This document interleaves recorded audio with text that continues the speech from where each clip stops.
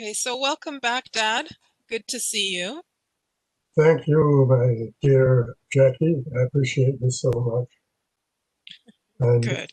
here I I'm wearing go. the same sweater that I wore last time, and my hair is just as messy. Next time I should try to, Oh, I don't yeah, know, put not on some looking too makeup bad. or something. Not looking too bad. And your glasses on gives you that intellectual look. Oh, I guess you have it too then. No, my glasses are not the ones that I would like to wear. But this one is the one that I see better than the other one is for reading, actually. Okay, Yeah, gotcha. so So elementary yeah, school, I, elementary I school. we touched base just a little bit on your high school days the last time we Yeah, talked in the first session. So why don't you tell me a little bit more about high school for you, that high, time of your life? high school, I entered high school at age,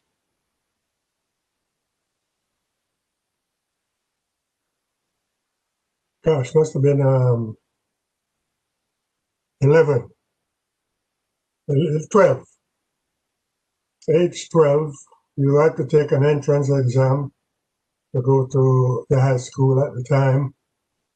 I was, it was the Calabar High School that was sponsored by the Baptist Union of Jamaica. A lot of the teachers were actually British. The headmaster was British, Dr. David Davis, who was succeeded by Mr. Murray White. The, his deputy headmaster was Mr. Cyril Woodyett, whose family lived on the campus and whose wife taught English in the early classes. So I entered at second form and progressed through second, third, fourth to fifth form. I'd like to mention at this time that P.J. Patterson, who eventually became Prime Minister of Jamaica, was one of my contemporaries He was a during classmate those, of yours, and was he in the same year as you? yeah, same year, during the same, he actually was a day older than I was. So One he day? was one day Okay.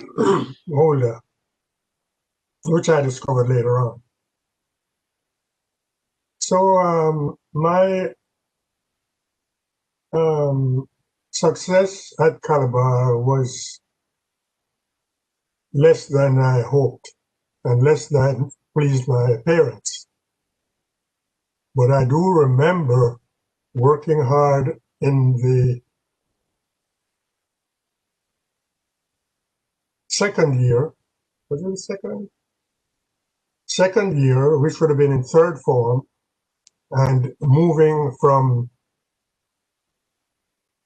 place 11 to place 6 at the end of that year.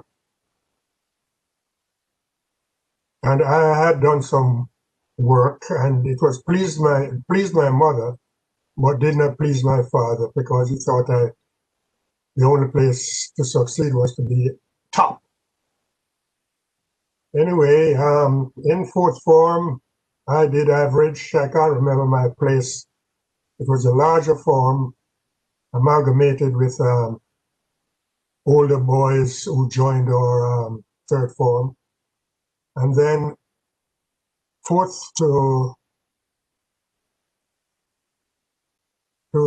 fifth form. In fifth form, my performance was not very good. I was more interested in sports than lessons, and consequently was not allowed to sit the Cambridge school examinations.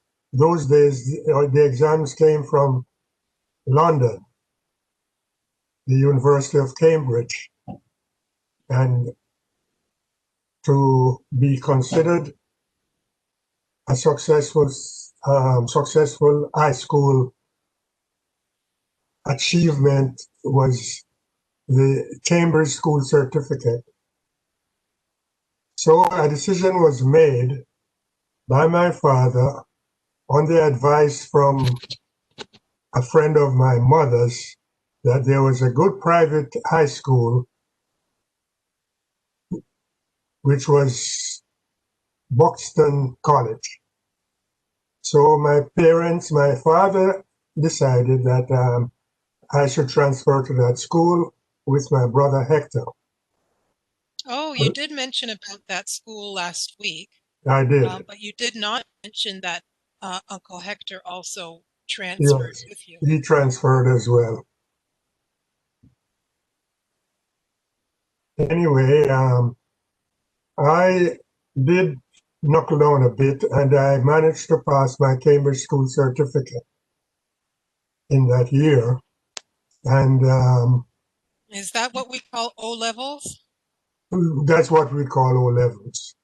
Okay, so that's the equivalent of probably around a Yes, Canadian I grade 12. did, as I recall, I think 7 subjects, Seven subjects, six okay. or 6 or 7 subjects.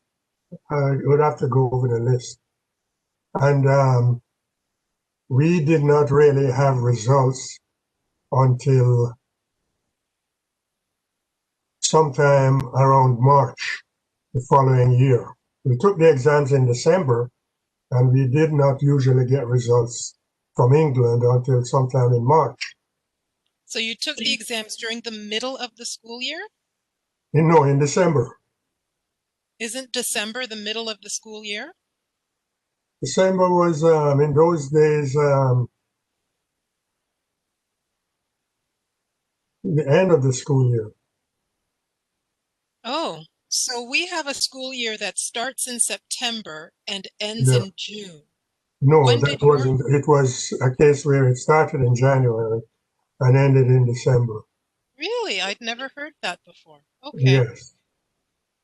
So, so having taken the exam, that would have been the year 1952. The the Can I option. ask you a question before you move on? Yeah, go ahead.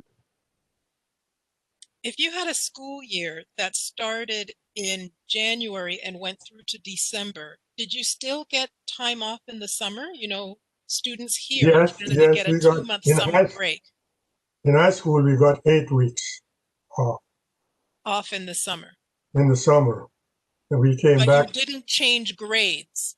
No, we came back to the same grade until the final. That would have been the final term when we took the exam in December. And so every January from age 12, you change grades in January. I'm getting a little mixed up here.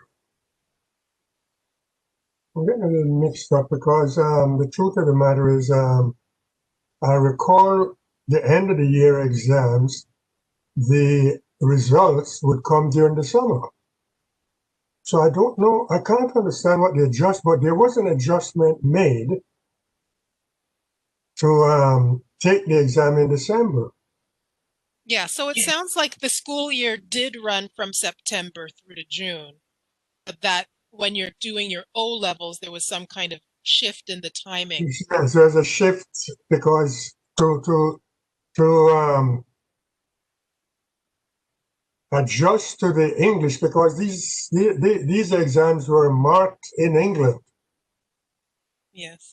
So they must have made an adjustment to prepare for the exams in December on the year that you were due to take them. Okay. Anyway, so the option at the time, after taking the exams, would be to return to school the following year to do what is considered the equivalent of A levels, Yes. which were called advanced levels of the Cambridge School Certificate. My choice was not to proceed to do the A levels because my father was the only one employed, and at the time there were three of us in high school, and it was uh,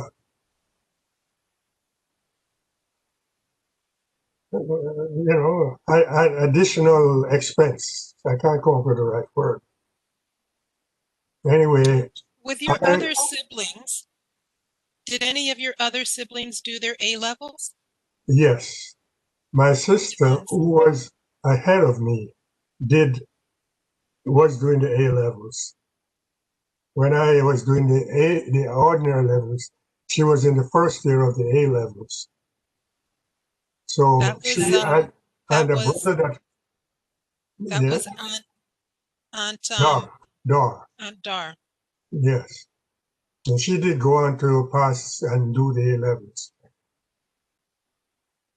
My the actor dropped out before doing the O levels Oh, and so he never finished O levels? never finished O levels. He Okay. opted to become an apprentice electrician after about Okay. 2 years, 2 or 3 years in high school. What about your younger siblings? My brother David went through, did very well, won a scholarship actually to do his O levels, or the equivalent of the O levels, and also carried on to do his A levels. In the And meantime, and your younger sisters? my younger sisters, I don't know a lot about. They were so much younger than I that when it came O level time, I was already living in England, so I'm not too aware. But I believe Aunt Vin did hers. I don't think Aunt Grace did hers, Okay. but she did something equivalent anyway. Anyway, on the advice of my uncle, once I got my O levels, he thought that I should become an apprentice and learn what we used to call a trade. What we call that now? A We skill. would still call it a trade. We would still call Yes. it a trade. Well, Now you also had a couple of half siblings, have and had a couple of half siblings. How well, it many wasn't half a couple, there were siblings? four of them, Four. or four. Mostly older or mostly young? Mostly older Older, or all younger? older, all older. All older. My his father's children Okay. before he married my mom. And did they do their O levels and A levels? Um, Not that I'm aware of. Okay. Just curious. Not all that I'm aware of. My oldest sibling, Vivian, they all, except for Mildred, who is still alive, um, lived with us at some time Okay. on my mother's urging.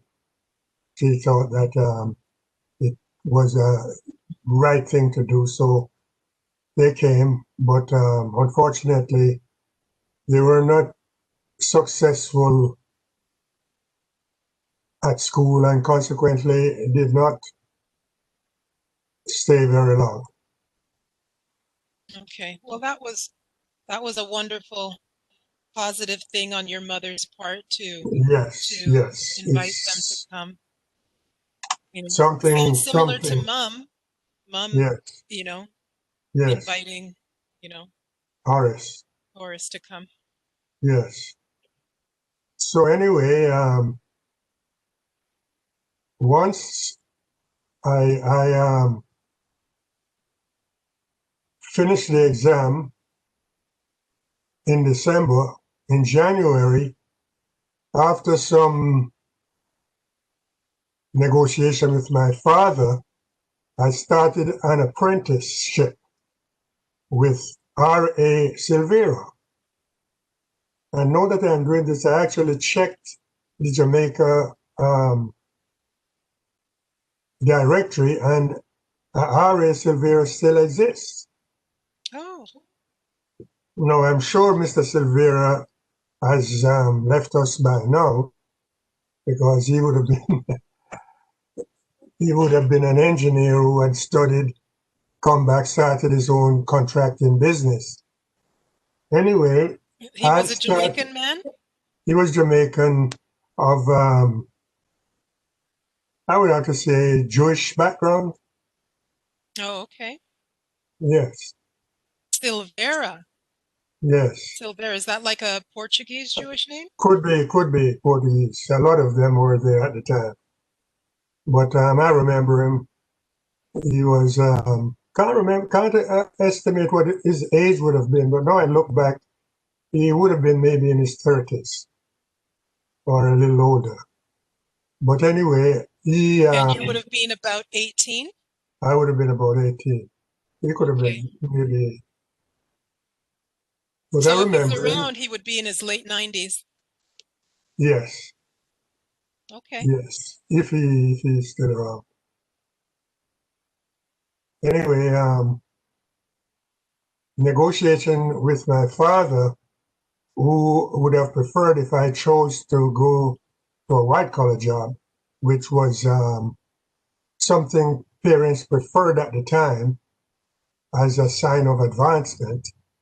I think a lot of parents still prefer that. Whether Yeah, it makes sense yeah, or not, I'm not I sure. think you're right. Still do, unless you are going to become an engineer or something like that, in which case you're heading for university and not to an apprenticeship. Anyway, when I was determined, my father met with Mr. Silvera, and as an inspector of police, he had a little bit of influence, and Mr. Silvera took me on as an apprentice. And So, so your father, as the inspector of police, used his connections to get you a position, an yes, apprenticeship position.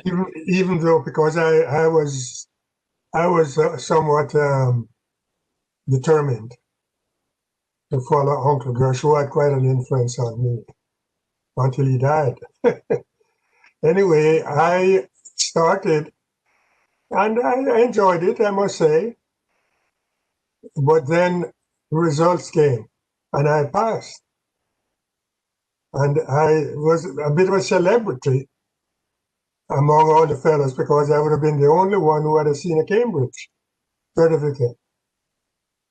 Anyway, in the meantime, So can you explain that a little bit? So you passed the electrician, sorry, oh, you passed your O levels, I passed my O levels, which was and then, that made you famous among the other apprentices. Is that what you're saying? yes, it made me considered, usually you pass your senior Cambridge, you're considered smart.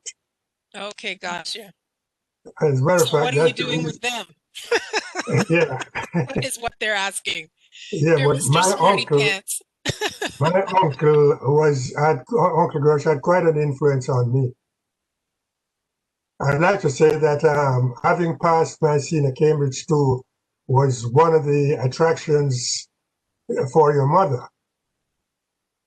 Well, she didn't want to, she wanted a smart guy. Well, fair enough. And at the time, it meant that I was going someplace. Anyway, I started the apprenticeship, but I must say it lasted somewhere around 6 months.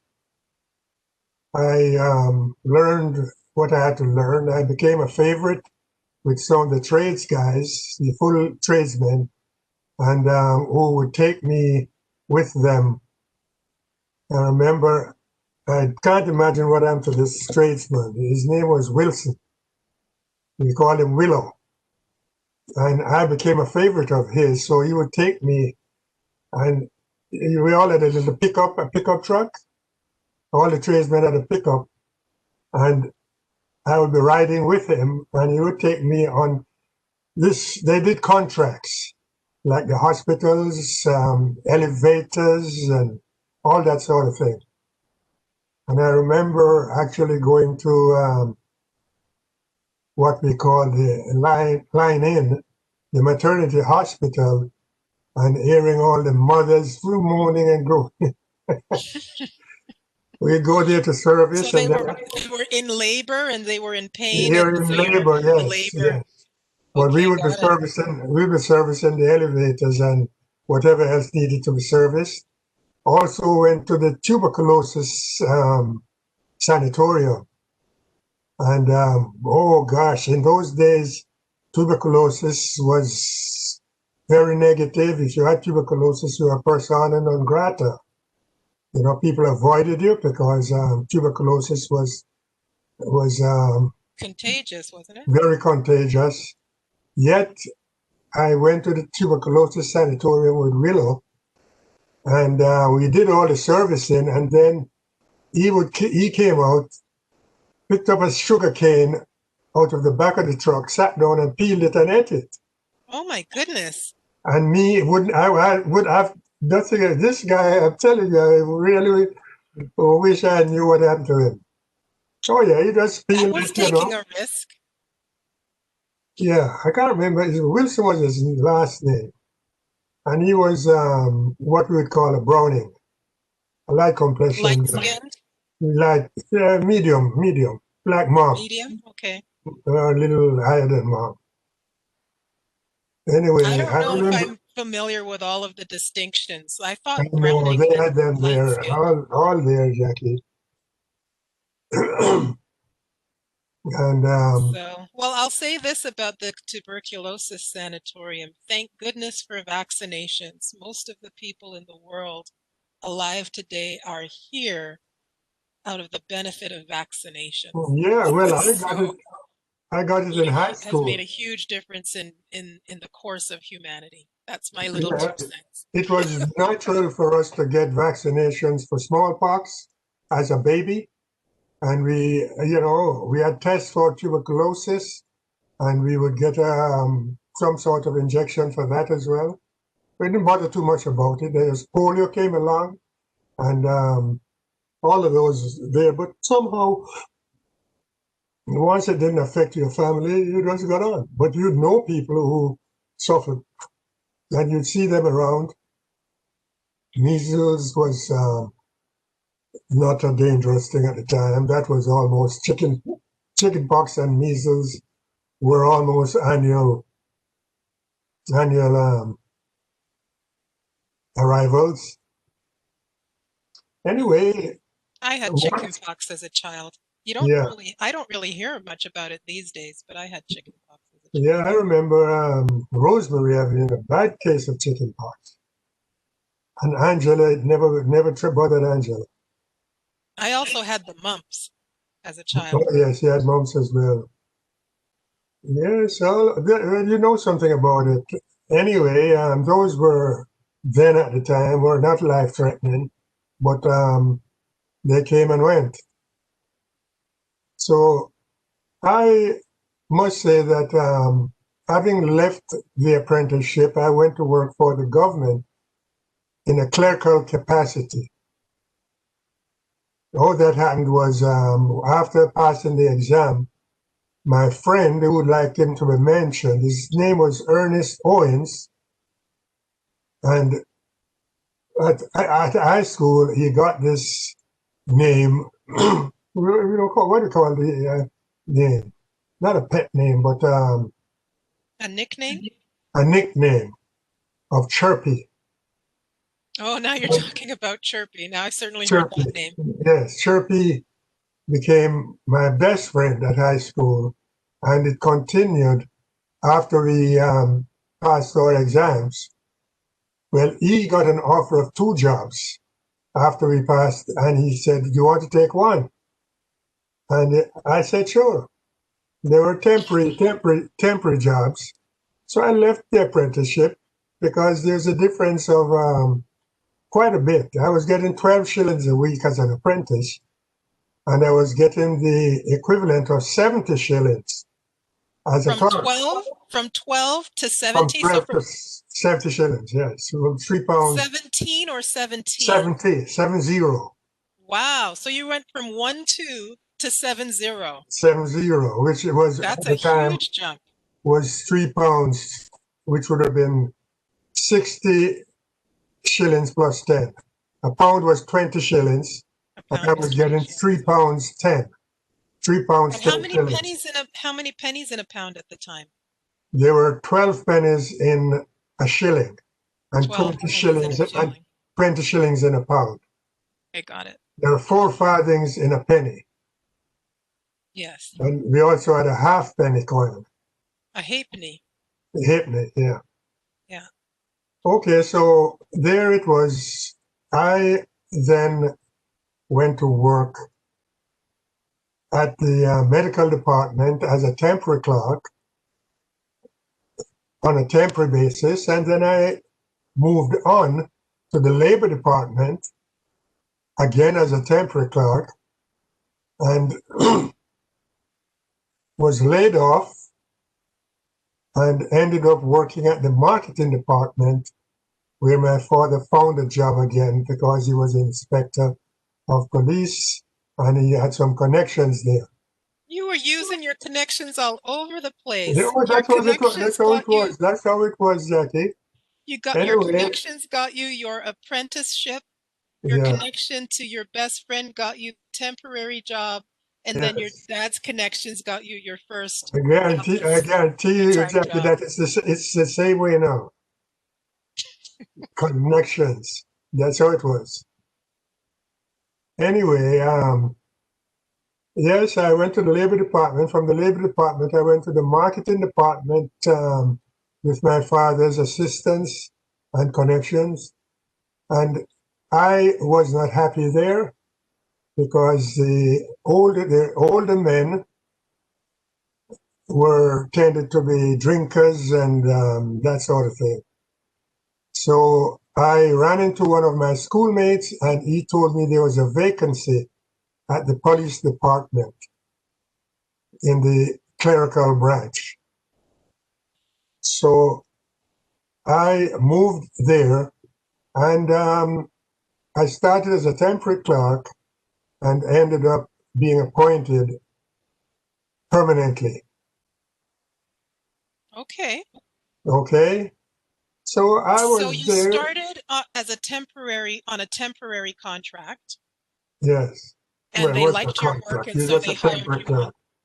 Pardon me? No, it's just that it was a progression. You started as a temporary clerk. You would put an application in for permanency, and they would then appoint you permanently if you met the. Well, of course, you'd be recommended by the accountant that you work for, all the rest of that. That's it. But anyway, I became permanent. So is Now, that the same as like a what we would call a probationary period today? uh, there might have been a probationary period included, but eventually you became permanent. The temporary, you had your qualifications, you would then make an application, and you would maybe be recommended by your boss, and the civil service department is what you would then be considered a part of the civil service. Now, I must admit that at age 23, I was not too happy I would say I'd been there maybe 3 years when I thought this wasn't where I wanted to be. I wasn't interested in accounting or clerical type of work. I was more interested in some form of engineering. So let me get this right. You started, how old were you when you started that job? Uh, gosh, I guess I was about 18. Okay. And that's when you would have I mean, finished your senior say 19, Cambridge at say 18? 19, say 18 or 19. 19? Yes, Okay. those temporary jobs didn't last very long. Between all three of them lasted a year maybe. So I would And have been so maybe, then let's say you were 19 and then you say yes, you were in that job for maybe about 3 years when you decided you wanted to move on, which would yes, have put you at around 22, around 20, 22, 23. around 22, 23. Okay, got Yes, it. By the way, I looked up the value of a pound in 1955. yes, So I came up with something that says uh, that in 1950, that 100 pounds in 1955 yes. is worth 2,641 pounds today. That's last year, 2020. Um, so that means that 10 pounds in 1955 would have been worth 264 pounds. Um, and 5 pounds would have been worth 132 pounds. And you were only making 3 pounds, 3 pounds and something, Yes, and moved up to 4 pounds 10 when I and moved joined up the to police 4 pounds department. 10. Yeah. So you were maybe making 100 pounds a week in today's money. 200 pounds a week, 800 pounds a month. We have to deal with what Sorry, what the Jamaica, because 400 pounds a week, 200 Jamaica Canadian dollars switched a week, 800 Jamaica Canadian switched dollars. from sterling to dollar a good long time ago. So that calculation is not too applicable. It's gone through devaluation and all sorts of different things. Yeah, Where but that's what I'm looking at is what they say the change in value over that period was. I mean, who yeah, knows if this website is accurate, but that's what they're no, saying.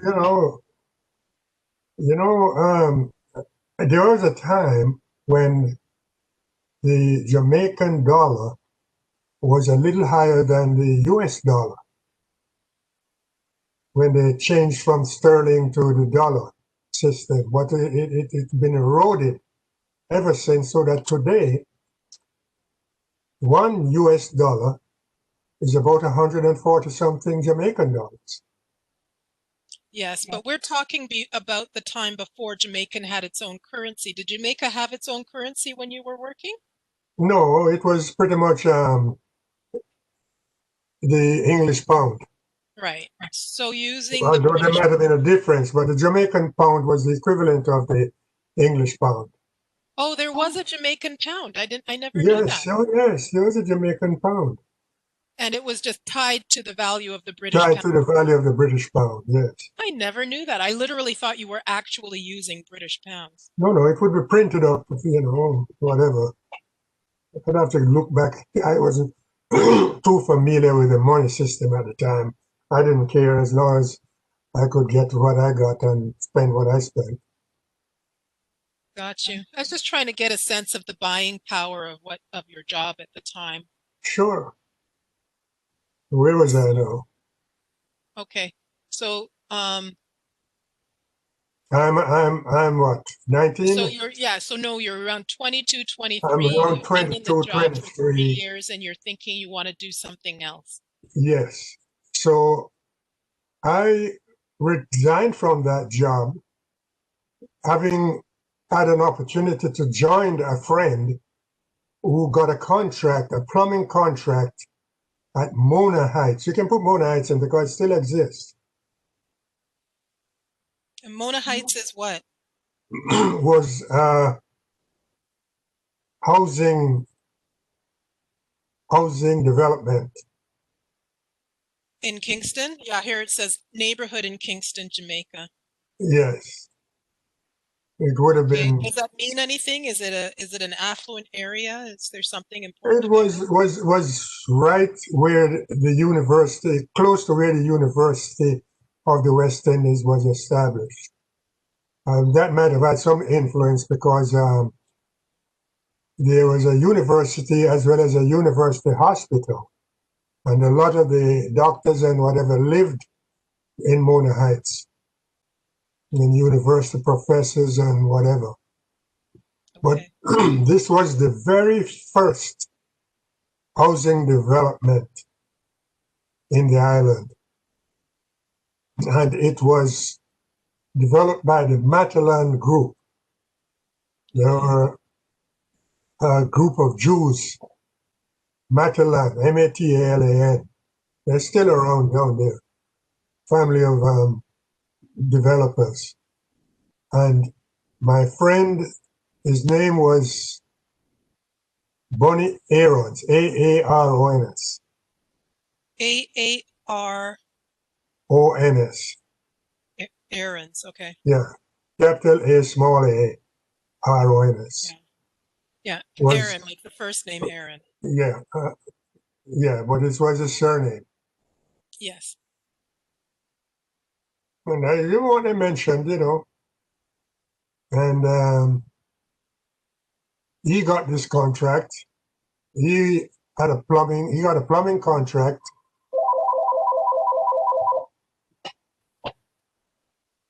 That's for your mom. How do you know? Okay, take a break. Just pause for a moment. We'll wait. Okay. Mom picked up. Okay, good. Okay, good. So this Mona Heights area that was developed by the Matalan Real Estate Development Group, you said it still exists today. The way you describe it almost like it's a gated community. Was it gated? No, it wasn't gated. Okay. Just curious the way you were describing it. No, it wasn't gated. But Right. So you worked on that development. it was developed mostly for civil servants and the middle class. Right. And it was an opportunity for them to purchase and own their own houses. Yes. So my friend got a contract on that, and I joined him. And I stayed with him, learning the plumbing trade. Plumbing. I never knew you ever learned any plumbing. Yeah, plumbing. Yeah, I didn't know that. yeah, I did some plumbing. I wouldn't apply now. It's a completely different thing. But I knew how to handle a lathe and all the rest of that. Well, And did you do any electrical work on that job as well? no. I had not really gotten to the level of electrical knowledge to be employed in that capacity. So Okay, it was just plumbing. so when you were first an apprentice, you were Yes. an apprentice in electrical. Appliances electrical, yes. Okay. And then now after the office job for 3 years, Yes. you went back to doing contracting work, like construction work. Plumbing, Um, yes. and but you were working in plumbing. You know, it's interesting, this Mona Heights area, it reminds me, because it would have been around it would have been around 1955. So it would have been around the time that those kinds of middle class real estate, developments were being built all over the United States. So whoever developed this was probably modeling it based on some of the similar types of developments that were popping up outside of New York City and all of those kinds of things. Yeah. Well, what I think happened was a lot of these people who came had studied abroad because we didn't have an engineering faculty. They had studied abroad and studied alongside American people who became engineers and developed from that. They came back to Jamaica with the plan to become developers. Yeah. Do you have any sense of whether or not the development made sense for Jamaica? Because I know sometimes you have a development, like people go abroad and they learn in North America or Europe or wherever, building structures that make sense for a different climate and context and then bring it back to Jamaica. Do you have any sense of whether or not the development made sense for the Jamaican context? Oh, it certainly did. I mean, these people, whether they studied architecture or civil engineering or whatever, would have tailored it to tropical climate. Okay, good. They don't So always. the only thing, and the houses weren't built in those days with air conditioning. You would have to add it later on if we mostly were using fans, electrical fans, and that sort of thing. But these people were families that had some money. They had businesses in Jamaica. They sent their sons away to college. They came back trained, and they extended into that area of development. The thing about the Matalon School was that they were very political. They were involved in politics. So they had influence with the government. The government at the time, and they usually were members of one of the parties. So they would get all those opportunities, and government would work with them.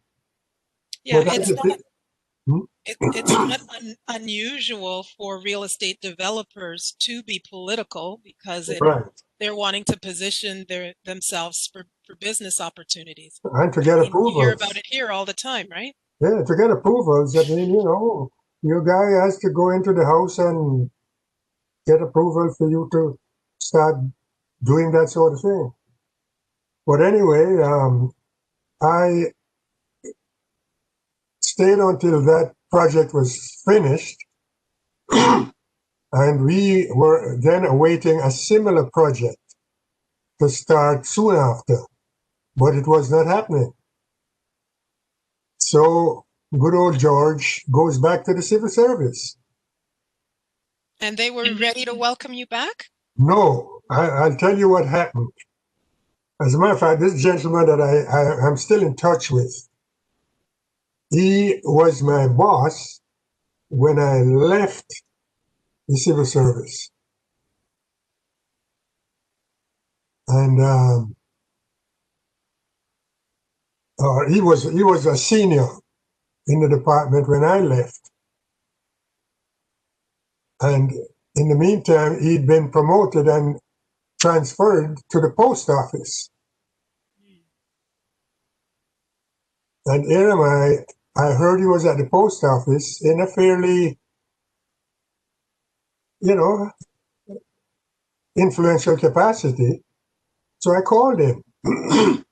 And he said he was looking for somebody with my experience and I could come. So I Okay. joined the post office as a temporary clerk again. And I mean, I'm experienced now, I'm doing all the stuff that a school leaver has to learn. There was I was seasoned, and my boss back at the police department heard I was back working for the government. So he phoned me and asked me if I would come back and he would get me reappointed. And I said yes, because I would go back. I was a temporary clerk at the post office. I would go back to my same salary. Right. And so I went back and I got appointed. And I stayed there until age 25.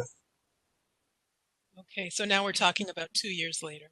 Yes, age 25. In the meantime, um, I'm involved with your mom. Then that broke off. I involved with Horace's mother. She had Horace, and I'm still around town, as what you call free, had relationships with a couple of policewomen. And Look at your smile. Oh my goodness.